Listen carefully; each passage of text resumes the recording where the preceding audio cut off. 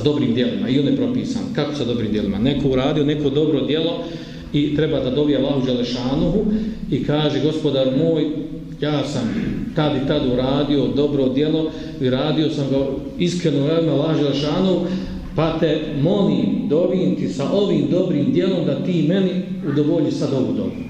I to je dozvoljeno, to je propisano.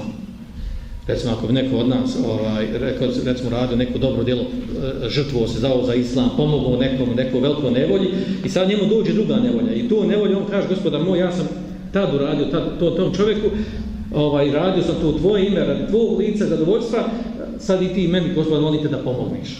Znači, to je dozvoljeno, to je propisano, to imamo hadis, onaj poznati hadis, dugi hadis u Buhari i Muslimu, onoj trojici koji se sakrili u pećini, pa je bila kiša, pa je nanijela kamen, veliki kamen, pa je zatvorio se ulaz.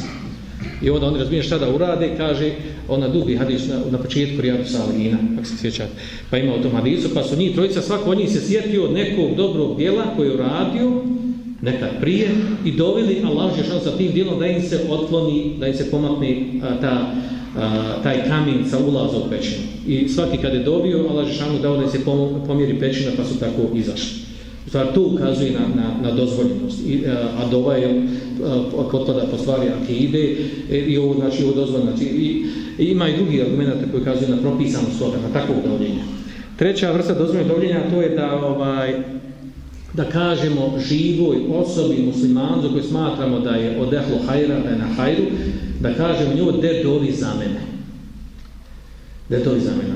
Skupina učenjaka smatra da je to propisano, da je dozvoljeno. Kao što je rekao poslanik kad je rekao Omeru, za koga? Za Uvejsa Karnija, kada ga sretneš, najbolje tabina, bio najbolje tabin u čemu? U dobročinstvu prema roditeljima. Nije bio najbolji u znanju u dobročinstvu prema roditeljima. Kad ga sretneš, recimo nek dovi za tebe. Pa ga Omer radilo i sreo i traži da mu dovi. U redosima pisma to došlo. Znači, da drugoj osobi kaže da dovi za tebe. A kod nas je to praksa kad? Kad ljudi idu na hađ, tako. I kada ide na hađ, sjeti me se na refat. Kaže, nisi mi ti prvi, kad ti si mi 100, kaže, po redu.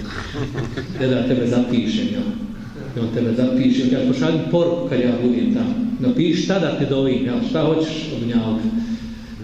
Ljudi, napravo to već to je sad, filmovi se mogu snimati. Uglavnom, sjetite se za refa, jer to je mjesto se prima, dova i tako dalje. Znači, nema smetnje, ispravno da je dozvoljeno tako, da osoba kaže drugoj, za koje smatra da ona, ili osoba da dovi, a ne da to pređe u neku novotariju. Da pređe svoje granice, da se neka stalna praksa i tako dalje. Ko što kod nas radi, šta radi ona žena kad se rodi dijete? Ima kod nekim mjestima, rodi se dijete, ona ima dijete i odnese drugoj osobi za koju volila da joj dijete bude koji ono.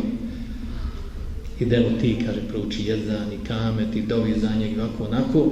I sve je dobro dok ode nekom ko nije, sad što na ljudi nema ode hođa. Kad ode hođi, kaže hođa ti dovi, a hođa dovi i naplati, tako. Znate li sad?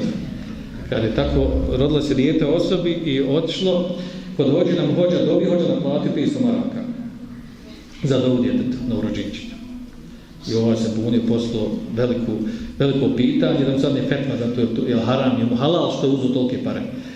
Pa mu je odgovor bio, kaže, tražio si maksuziju i trebaš maksuziju da platiš.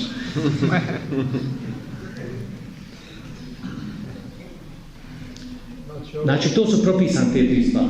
Ona koja je sporna, a to je što se dovi biđahi nebiji sallallahu alejhi ve sellem. A to je sa ugledom poslanika sallallahu alejhi ve sellem. Počeli su od ovi novotari. Uglavnom ovi oko kaborova, tamo što idu, što platu, odveze kaborova, torpeta i ostalo. I to je vezano za hađ. Prije kod nas ljudi kad odu na hađ, njima je najveći doživljaj koliko su turbeta obišli od Turske, tamo do Kuca i Jordana i ostalih mjesta. A ono što poslije ili zlapimo kad dođu kod Kabe i Mekke Medine. A i tamo bilo prije torpeta dok nije iznošli Vahabi i sve poravnalo tamo još. Kako to on kaže? Kaže, srušim kabur Ebu Taliba. Kad možete misliti to veliko grije. Čuje Ebu Talib umro na širku i njegov kaže kabur. Znači i kabur su i njegovu imali i oko njegovog kaburova turbe imali i tako da je Allah uputi.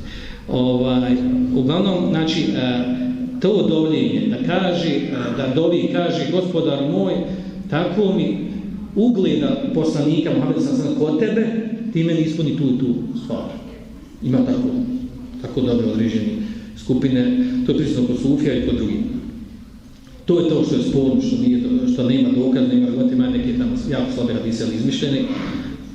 On su tome dodali i evlije, i šehide koji su kopani.